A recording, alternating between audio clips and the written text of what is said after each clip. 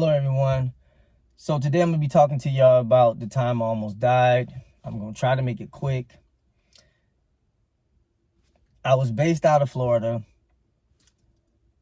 and I was attending an event that my brother was performing at. He's a dancer. Well, he was a dancer. It was me. I know my mom was there and I forgot who else. But it was a young lady that approached me, and I think it's safe to say she was trying to get at me, or she liked me. So, my mom was like, man, give the girl your number. Give the girl your number. Like, give the girl your number. And mind you, I wasn't trying to, that's not what I was on. That's not what I was trying to do. But I did it. She seemed cool. It was okay. So we started talking, and she started coming over. She liked us, we liked her. It was cool. Vibes was cool. Everything was cool. Okay, and taking consideration that I'm a virgin, and I don't even remember kissing the girl. I don't even remember none of that stuff. I don't even think we did it, if I can't even remember that. So I'm not sexually active or anything. We're just hanging out. She's cool. We started vibing, and we started hanging out even more and more. And it was okay. It wasn't a problem. So, one day she came to my house late, asking, can I come and ride with her somewhere? It was like late. It seemed off. And the area that she wanted me to go to, I remember that not being such a good area. So I told her, I don't know if I told her the first time, because she was saying go and get something to eat. I don't know if she said that the first time or the second time, because she had came back. First time she came, I guess she was trying to persuade me to come out. And I don't think I left the first time. I'm trying to be accurate with this story. But it was either the first or second time. The second time, I remember she saying something about getting something to eat. And I even told her, I said, man, I feel like you're trying to set me up. I think I even expressed those words to her, because she came so late, and then she came a couple times. And I remember one time she said something about getting something to eat. And I'm like, my mom cooked. You can come in here and get something. And it didn't feel right. It didn't sit right with me. It was late, and I wasn't trying to leave the house. And it just never happened. I just never left the house. Well, I think the second time she came, and I told her about, the food, and I feel like she's trying to set me up. Maybe I told her, I don't know whether it was the first or second time, whatever. But the second time she came, it was really strange and weird, because when she was talking to me, she kind of looked off to the side. And when she looked off, kind of was like looking off, I think she was kind of nervous, because somebody put her up to it. So she was kind of like nervous, looking off to the side a little bit. And then out of nowhere, a guy jumps out from this might sound like a movie, but this has really, really happened. The guy jumps out from the side of, because in the door, like where she was at my door, and then on the side right here, we got a stairwell. So the guy jumped out of the stairwell with black mask, everything covered, ski mask, gloves, and I think he had a hoodie on. And the words he used, and he had a gun. He had a gun in his hand too as well. So he jumped out and he said the expression, it was like, Nigga, now what? Like I got you. Something like, that's how I insinuated, I got you. The man jumped out. I was so scared. He pulled the gun out, and it was like, I was right here in the doorway. This is her, and he's right on the side, coming out of the stairwell like this, right here, like pointing the gun. and she just like kind of backing up a little bit. And I started screaming like a baby, calling for my mom, yelling help. I even turned around and he grabbed my shirt. He was like, literally, he had the gun pointed to my face, like my head. It was like pointed at my head, at my face, at my head, like a top shot, basically. Like if he was gonna shoot me, he was gonna shoot me right here in the head, in the face, the head, whatever. And he had it pointed at me. And I was on one of those things where like I just turned around, I freaked out.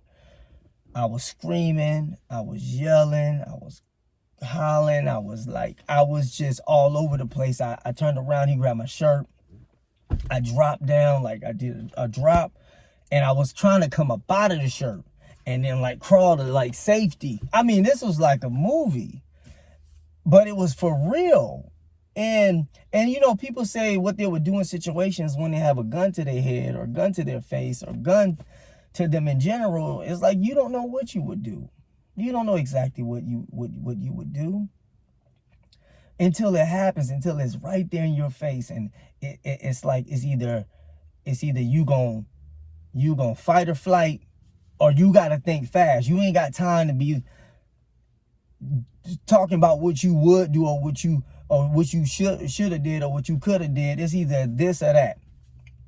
Because remember, when she was trying to get me to go to that location, if he had all that stuff on, ski mask, gloves, and everything, and they see they couldn't get me out of the house because he put her up to that. I didn't even know she even had a guy. I didn't even know they were a thing.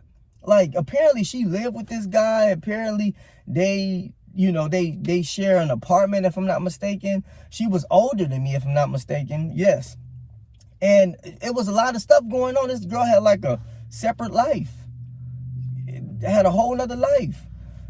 And, you know, when you in a situation like that, you think you know what you would do. You say you know what you would do, but you don't really know what you would do. You really don't.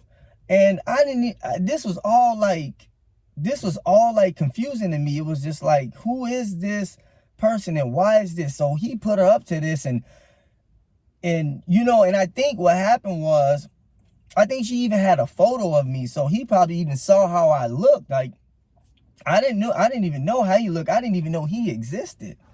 To my knowledge, to my knowledge, I don't know if she even spoke about him. I don't even think so. I don't remember none of that, because that was all shocking to me. And he put her up to this, and he may have been abusing her and like you putting her in situations where she was forced to do certain things, and it was just probably like not even a good relationship between them two, I'm assuming. But she was probably forced to do that. And the moral of the story is, man, I could have died that day and wouldn't be here today right now speaking about this, telling y'all about what went on and what happened that day.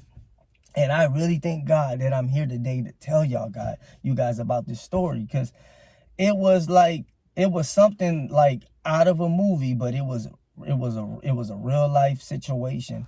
And I could have died that day, and